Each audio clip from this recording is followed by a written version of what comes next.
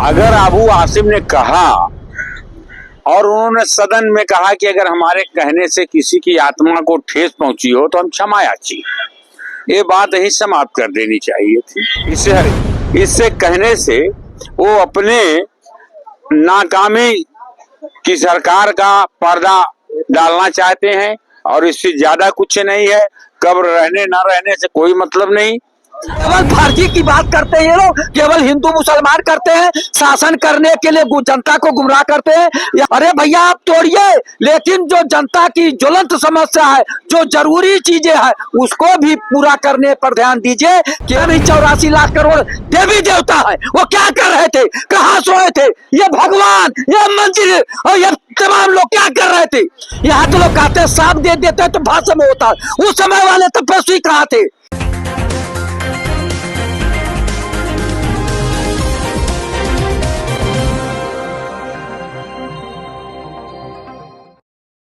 नमस्कार, मैं कीर्ति और आप देख रहे हैं जीके न्यूज। महाराष्ट्र में औरंगजेब की कब्र को लेकर के भारी विवाद मचा हुआ है। इसको लेकर के आज संजय राउत की तरफ से भी बड़ा बयान दिया गया। उन्होंने कहा है कि औरंगजेब की जो कब्र है वो एक शौर्य का प्रतीक है महाराष्ट्र के लिए, जिसका तमाम विरोध किया जा रहा है सत्ता पक्ष की तरफ से और तमाम हिंदू संगठनों की तरफ से। इसको लेकर के जनता का क्या कुछ कहना है, चलिए जानते हैं। सर, महाराष्ट्र में इस समय औरंगजेब की कब्र को लेकर के काफी बवाल मचा हुआ है। लोगों ने औरंगजेब की तरफ से हमारे जो छत्रपति शिवाजी महाराज थे, संभाजी महाराज है, उन पर जिस तरीके का अत्याचार किया गया, उसको लेकर के लोगों में काफी रोष है। वो कह रहे हैं कि औरंगजेब की कब्र को वहां से हटा देना चाहिए।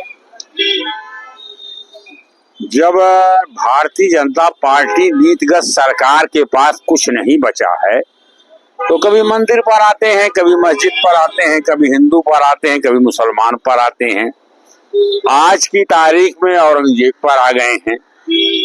अगर अबू आसिम ने कहा और उन्होंने सदन में कहा कि अगर हमारे कहने से किसी की आत्मा को ठेस पहुंची हो तो हम क्षमा याची, ये बात ही समाप्त कर देनी चाहिए थी।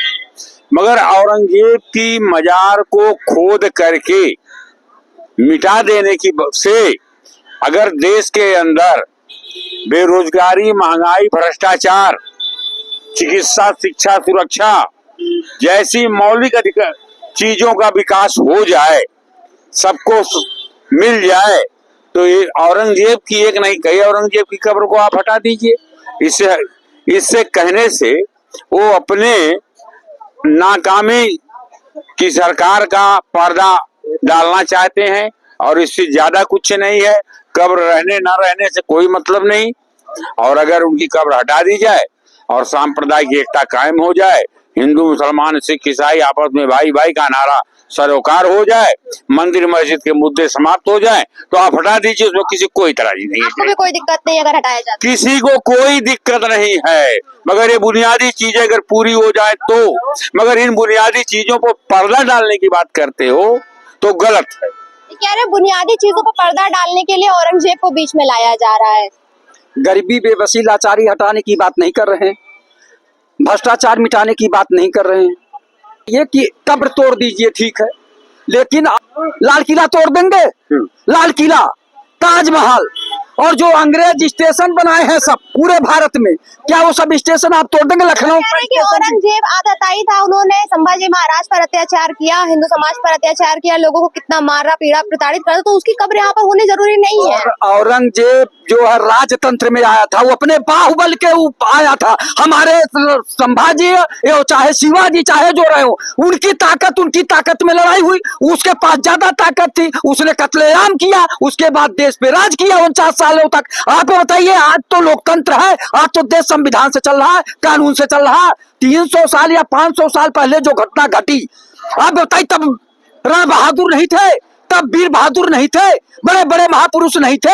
आज जिनकी गाथा गा रहे हो, उन्हीं को हरा के तो वो राज किया यहाँ। आज जो ये लोग बोल रहे हैं, किताब कितनी फाड़ेंगे, कितने पन्ने किताबों के फाड़ेंगे, जो लिखा हुआ है और जितने स्टेशनों पे जो ये निर्माण हुआ है मुगल शासन में, ये भूल भुलैया, ये इमाम बाड़ा, ये सब कितना तोड़ोगे। केवल फर्जी की बात करते हैं ये लोग, केवल हिंदू मुसलमान करते हैं, शासन करने के लिए जनता को गुमराह करते हैं। अरे भैया आप तोड़िए, लेकिन जो जनता की ज्वलंत समस्या है, जो जरूरी चीजें हैं, उसको भी पूरा करने पर ध्यान दीजिए। केवल औरंगजेब के जो है कब्र तोड़ने से बात नहीं बनेगी। आप बाबर को भी तोड़ दीजिए, सबको तोड़ दीजिए, तोड़ने से कुछ होगा नहीं, क्योंकि इतिहास नहीं मिटा पाओगे।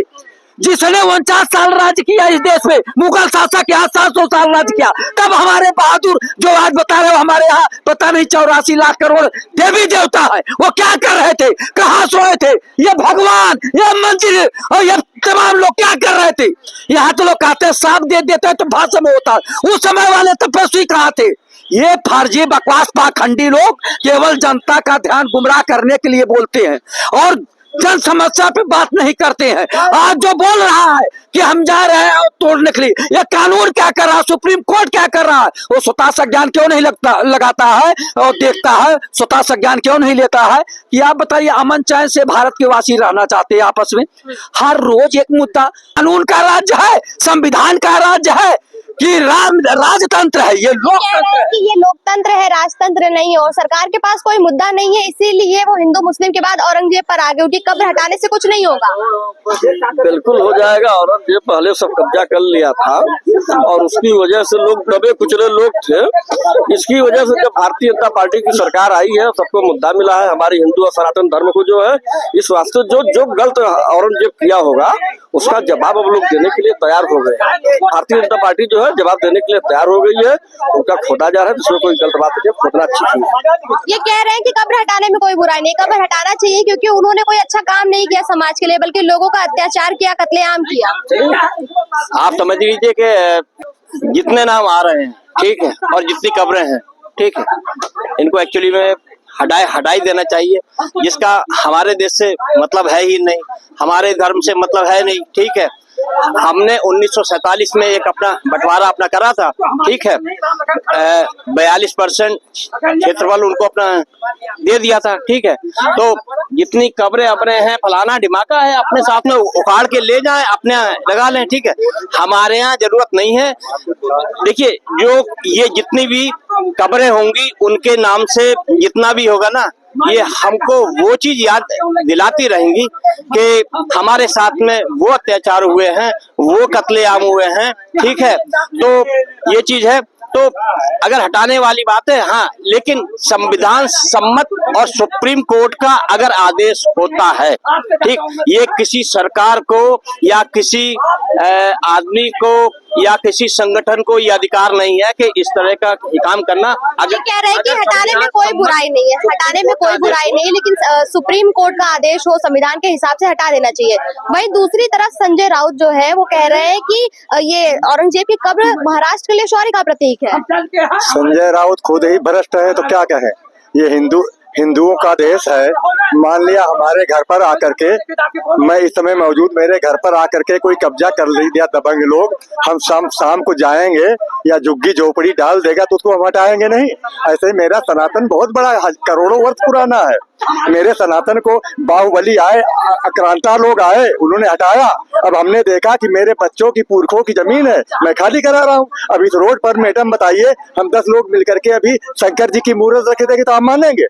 तो आप जहाँ देखिए वहाँ पर आप देखिए कहीं कोई चादर उड़ा दे रहा है, कोई बाबा की मूर्ति लगा रहा है, कोई समाधि बना दे रहा है, कोई वो बना दे रहा है, तो गलत नहीं है? क्या बोले? और हिंदुओं का देश है ये गवर्नमेंट जो कर रही सही कर रही। ये लोग अभी इससे पूछ लो, सपा के ये लोग अभी तक क्या किए हैं? सपा के अभी तक क्या किए हैं? कह रहे हैं सपा के लोग क्या किए हैं, सरकार जो कर रही है ठीक कर रही है, लोगों पर कत्लेआम किया, अगर उनकी कब्र हटाई जा रही है तो कोई बुराई नहीं है। ऐसा है, उनकी कब्र हटाई जाए। कब्र के पहले सरकारें जो बनी हुई हैं, लोकतंत्र की रक्षा के लिए सरकार बनी है ना। महंगाई, बेरोजगारी, भ्रष्टाचार पर नियंत्रण रखना चाहिए। ये पुराने ढांचे जो है उठा करके केवल उसी में जनता का ध्यान आकर्षित कर रही है सरकारें, और सरकार गलत कर रही है। ये सब नहीं करना चाहिए। ये कह रहे हैं कि ध्यान भटकाने के लिए है बस। ऐसा है मैडम, जब से देश आजाद हुआ है 49-50 से, बताइए अंग्रेज थे, भगाया गया तो क्या अंग्रेजों का कोई सामान रखी? जो मेरे देश में जो आया, हम यदि लखनऊ आए हैं कहीं से, लखनऊ में कोई चीज बनाए तो लखनऊ खुई ना। विदेशी वाले राज किए, चले गए, मेरा धन दौलत, मंदिर तोड़े, सब लेके चले गए। और अंग्रेज आए, अंग्रेजों को हमने भगाया। अब अंग्रेजों का हम अपने नाम कर रहे तो क्या बुरा कर रहे हैं? मेरे घर में हम आपको वहाँ के कब्जा कर ले देश में, और ये खुद हिंदू है। इनकी भी तो 8-9 साल कांग्रेस को दोषी करिए ना। कांग्रेस ने क्या किया? हम बैठे हैं, कोई यहाँ पर गलत सामान रख दी गई तो सबसे पहले हम आएंगे, उनको हटाने की जरूरत है कि नहीं है? ये चीज यदि कांग्रेस हटा देती इस चीज को तो आज बीजेपी को हटाना ना पड़ता। तो कह रहे हैं अगर यही काम पहले कांग्रेस ने कर दिया होता तो बीजेपी को करना ही नहीं पड़ता। मीठा मीठा गप कड़वा कड़वा थू नहीं चलेगा।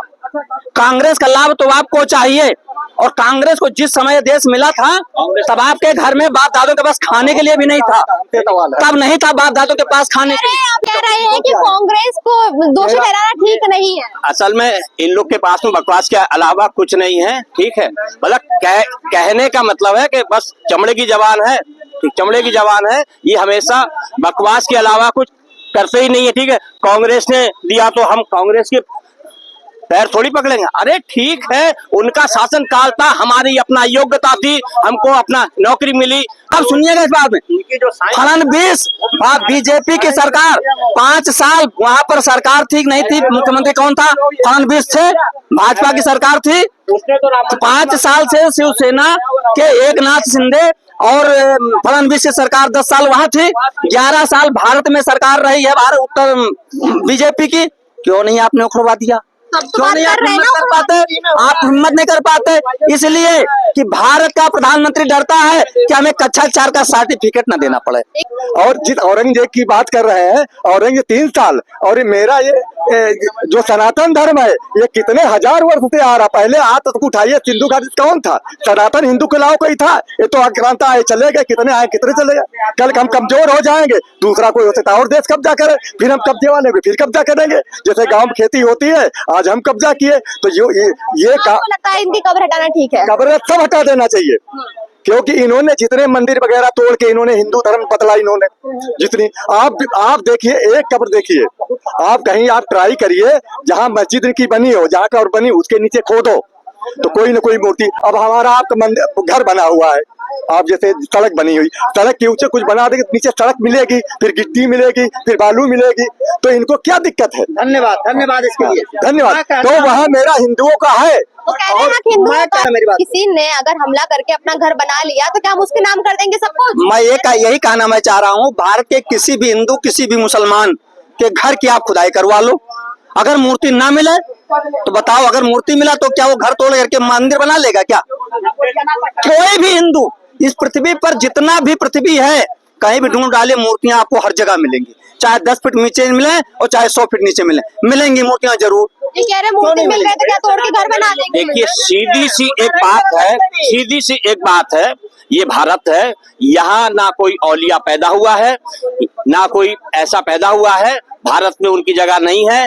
उनकी जितनी कब्र मजारें फलाना ढिमाका है, देखिए स्टार्टिंग हो गई है, अब बचेगा कुछ नहीं, धीमे धीमे हो रहा है। और अगर मोदी जी नहीं कर पाएंगे, मोदी जी फिर भी सीधे हैं, फिर योगी जी आके उनका जो बुलडोजर है ना ऐसा नेस्ता नाबूद करेगा, ठीक है। आ जान दो बाबा जी को, आ जान दो, मोदी जी फिर भी सीधे हैं। और यही लोग कहेंगे यार मोदी तो फिर भी सीधा था यार, ये कौन आ गया? ये कह रहे हैं कि अगर हम घरों के अंदर खोदेंगे तो मूर्ति मिलेंगी, तो क्या मूर्ति को लगाने के लिए हम घर तोड़ करके लोगों का घर छीन करके वहाँ पर मंदिर बना देंगे? भैया सनातनी देश है ये, हर जगह मूर्ति मिलेगी, मुर्दा कहीं नहीं मिलेगा, हर जगह मूर्ति मिलेगी, किसी घर में तोड़ो जाके, कि हर जगह पूजा होती है। आज से लगता है कि कब्र हटाना ठीक है? और क्या, उसका जरूरत ही क्या है? उसकी कब्र की जरूरत क्या है? हटा देना चाहिए, बहुत पहले हटा देना चाहिए। संजय राउत कह रहे हैं कि ये शौर्य का प्रतीक है महाराष्ट्र। उनको वही दिखा था 100 रुपए, हमारे पृथ्वी से वो क्या 100 रुपए नहीं थे क्या? असल में समाजी और प्रतीक नहीं थे क्या? की नौबत आ गई है हमारे जो बड़े बड़े, क्योंकि बचपन में हमको यही पढ़ाया गया ना, किताबों में यही पढ़ाया गया। क्या नाम फलाना ये था, धमाके थे, कभी पृथ्वी राज बारे में नहीं बताया गया, सामक बारे नहीं बताया गया, किसी के बारे में फलाने कौन तो वो बताया गया, जरूर बताया गया। ताजमहल बारे में बताया गया, वो हकीकत नहीं बताया गया, ताजमहल हकीकत क्या है उसके अंदर। क्या कह रहे हैं?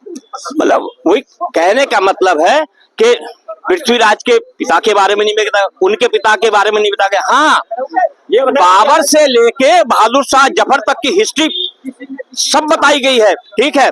और गुलाम वंश कौन था और फलाना वंश कौन था, डिमाका वंश है था, लेकिन हम लोग का कोई वंश नहीं। राम के पिता दशरथ तो थे, लेकिन दशरथ के पिता कौन थे, उनके पिता कौन थे, उनके पिता, हमें कुछ नहीं पढ़ाया गया, ठीक है। ये ऐसी कूटनीति रही है, ये ऐसी दुर्दशा भारत की रही है पढ़ाने वालों की। जब से कांग्रेस की सरकार आई थी, लगातार 5 शिक्षा मंत्री, ठीक है, मुस्लिम थे। इसलिए बनाए गए कि हमारी जो शिक्षा व्यवस्था थी उनको यही पढ़ाया जाए, हमारा सनातन, हमारा धर्म। और सीधा एक चीज, एक संविधान में कानून ये बनाया गया कि भैया क्रिश्चियन के धर्म के विषय में वो कॉलेजों में पढ़ा सकते हैं अपना, ठीक। मुस्लिम अपना विद्यालय खोल सकते हैं, ठीक। और वहां पे सब कुछ अपना आतंकवादी जो गतिविधियां होती हैं वो सब दे सकते हैं। लेकिन हिंदुओं के विषय में, हिंदुओं के जो शास्त्र हैं उनके विषय में कुछ नहीं पढ़ाया जा सकता। ये संविधान सम्मत है, ये लिखा गया है। क्या कह रहे हैं, क्या कह रहे हैं? शुक्ला जी कह रहे हैं कि पढ़ाया नहीं जाता। आप कक्षा 1 से लेकर के जितने हायर स्टडीज हैं, सबके लिटरेचर में आप चले जाइए तो रामायण की कहानी, कहीं सीता, कहीं राजा दशरथ, कहीं राजा जनक, कहीं राम का वनवास, हर क्लास में आपको मिल जाएगा रामायण की कहानी। ये पढ़ेंगे। एनसीईआरटी में तो नहीं है, हमने भी पढ़ाई की है, हमने तो नहीं पढ़ी। सुनिएगा मेरी बात को, राम का जन्म कहाँ हुआ? उत्तर प्रदेश में ना। उत्तर प्रदेश में तो महाराष्ट्र वाला क्यों पढ़ेगा?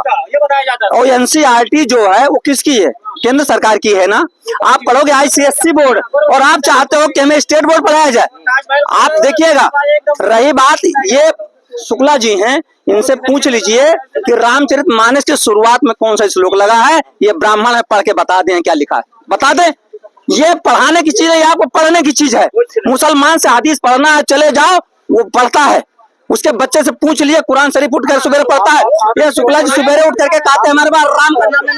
मैडम ऐसा है, देखिए मेरे इस हिंदुस्तान में कोई हिंदू मुसलमान नहीं था। सनद सनंदन सनद कुमार भाई से, उसमें कहीं मुस्लिम का नाम नहीं है, सिर्फ हिंदू था।